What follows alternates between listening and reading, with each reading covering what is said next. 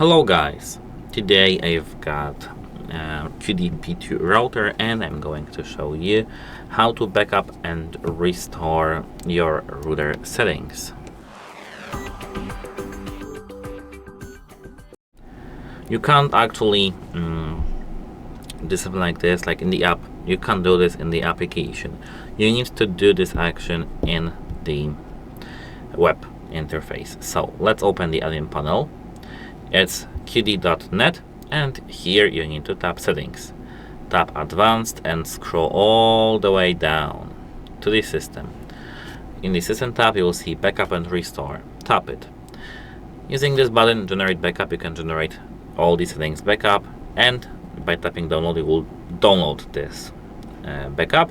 And here, when it comes to the restore, you need to tap here browse, find your file, which is this one, and here restore.